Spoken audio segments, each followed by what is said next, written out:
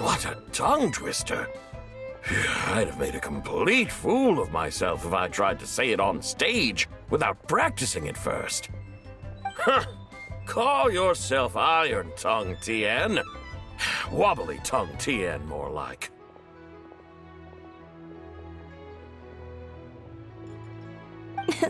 I used to have that problem a lot. But if you just take your time to grasp the meaning and commit it to memory, you'll be able to say it smoothly in no time. You're right, Miss Yoon. I'll give it another try. Hey, Yunjin! Fancy seeing you here! What are you two talking about? Ah, Traveler and Paimon, we meet again. And who, may I ask, is this? You may call me the White Horse Adeptus. The White Horse Adeptus? She's not really an Adeptus. I see. Well, it certainly looks like a lot of fun. Oh, funny you mention it. This type of thing is actually something I'm quite familiar with. Once, to perform Through the Eyes of a Dragon, I decided to imagine that I was Rex Lapis himself. It was the only way to truly inhabit his mindset and understand his resolve to quell those demons. Sounds like you just wanted an excuse to feel all big and powerful. Hey, that's... You just don't understand how inspiration works. You're one to talk. Paimon's traveled all over with the Traveler, and she's seen things that would make your jaw drop. All right, then. Since you claim to be so knowledgeable, why don't you prove it by reciting an ancient poem? An ancient poem? Which one? Ha! See? You mean to tell me you've never even heard of the ancient poem called An Ancient Poem? What kind of a title is that? Quit teasing, Paimon. We only just found out about that ourselves. He's talking about the writing on those ancient relics. When we first saw it, we couldn't figure out what it all meant. So in the meantime, we decided to just refer to it as an ancient poem. However, thanks to the painstaking work of the scholars who were tasked with decoding it, it seems like that's exactly what it was. Or rather, an ode offered in veneration of the moon and the White Horse Adeptus. Oh yeah! Didn't Kuching mention that before? It's got something to do with Long Gone, right? That is correct. The Ministry of Civil Affairs has issued a notice stating that, although it is true that the moon may disappear tonight, we should be in no danger. In other words, there's nothing to fear. But if you're worried, we can always take a leaf from the Book of the Ancients. By reciting this poem, I mean, and calling for the White Horse Adeptus' aid. If we do that, I'm certain she'll protect our moon and keep us safe. Oh, seriously? Paimon has to get a look at this.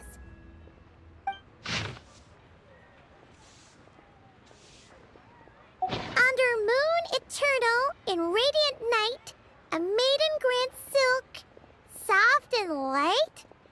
What in Tivat's that supposed to mean? Under moon iridescent, in night divine, blah blah blah, something cloth so fine. Something about fields being plowed, something else about seeds being sown from the earth. Seriously? What is this? The fields are plowed, the seeds are sown, and from the earth, life is grown. Whoa! You did that without even looking! Bravo! Bravo! We have an expert in our midst. Looks like this young lady really does know her role inside out. If I didn't know any better, I'd have taken her for the real deal. That's because I am the real deal. That's the spirit. This is exactly the kind of mindset I was talking about. Behold, mortals, I am none other than the indomitable Rex Lapis himself. Kneel before my godly splendor. Believe me, young lady, I know exactly why you do it. Back in the day, I was just like you. I must say, you are rather amusing as mortals go. Miss Whitehorse Adeptus, it is a great pleasure to make your acquaintance today. I have some questions regarding the poem, and I was wondering, perhaps, if you might be able to shed some light on it? You want me to explain the full meaning of its verses? Your guidance would be much appreciated. Fascinating. Tell me, do all the people of Liyue still express such reverence for the ancient ways? Well, it's true that we hold a deep fondness for our history, but it is hardly our only pursuit. One of my good friends, for instance, is even more devoted to the modern Fontanian art of rock and roll. Exactly!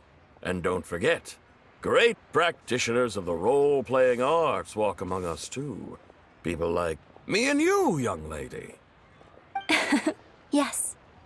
So rather than placing too much emphasis on our reverence for the ancient ways, it might be better to say that here in Liyue, 100 passions bloom, each with a voice of its own. I see. Then, I suppose it wouldn't do any harm for me to enlighten you. In truth, it is but a simple poem of blessings. Its meaning is this. As the eternal moon rises in the night sky, a maiden adorned with lustrous jade descends upon the earth. She blesses the kudzu vines and mulberry leaves, so that they may be used to make coarse cloth that is nevertheless soft, light, and comfortable to wear. As the iridescent moon rises in the night sky, a maiden adorned with lustrous jade descends upon the earth. She blesses the kudzu vines and hemp, so that they may be used to make fine, luxurious cloth. As the frost moon rises in the night sky, a maiden adorned with lustrous jade descends upon the earth. She blesses the mugwort and artemisia, so that they may be perfect for divination. So she really did come down from the moon? She shows the people how to use the plow and spade to purge the land of weeds, till the soil, and heap up the earth to make it fertile. Then with the hoe, she teaches them to sow their grain, bestowing the promise of life upon every seed. She blesses the millet and the beans, ensuring that their stalks and vines stretch forth without end. She graces the wheat and the rice, so that their heavy heads are filled with plump, glistening grain. Sounds like she's a real pro at all this farming stuff. The fruits of the field are harvested and brewed into sacred wine for honored guests. This we reverently present to the divine maiden, with every ceremonial step flawlessly observed, so that she may witness the depth of our piety and respect. Oh, divine maiden, how can your graceful presence in the sky not seem like that of a fairy descending from the heavens? Oh, divine maiden, how does your pure and radiant form not resemble the guardian spirit of our land? I send my heart's desire, ascending to the heavens, beseeching you to grant us good fortune and blessings in the coming year.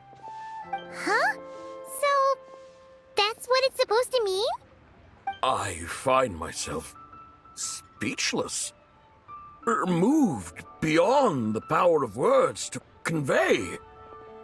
Oh, young lady, you have shown me the heights to which a true role player might aspire. A truly remarkable performance. I did not anticipate that anyone could unravel this poem with such depth and clarity, and so soon after the Ministry of Civil Affairs notice, too. I'd even begun to consider myself somewhat versed in the matter, but as they say, there's always someone more knowledgeable out there. Allow me to extend my thanks to you, Miss Whitehorse Adeptus. You are far too humble, young one. I must confess, it is I who have been surprised, not only by you, but also by this Liyue harbor of the present day. Ah, so you're not from Liyue. And what, may I ask, has surprised you about it? Oh, it's nothing really. Just some old memories scattered here and there. Very well, my guides. I suppose it is time we set forth on the next part of our excursion. I'd like to go see that wharf now. What say the two of you? No problem. We'll take you wherever you want. Oh, leaving so soon? Before you go, allow me to introduce myself. I am Yunjin, director of the Yunhan Opera Troupe. May I ask your name in return? My own name is scarcely worth mentioning, but since you asked, perhaps I'll tell you the title of that poem instead. Huh? So, it isn't actually called an ancient poem? Of course not. Its real title is Odes of Long Zabai. Odes of Long, Zabai. All right then, until we meet again.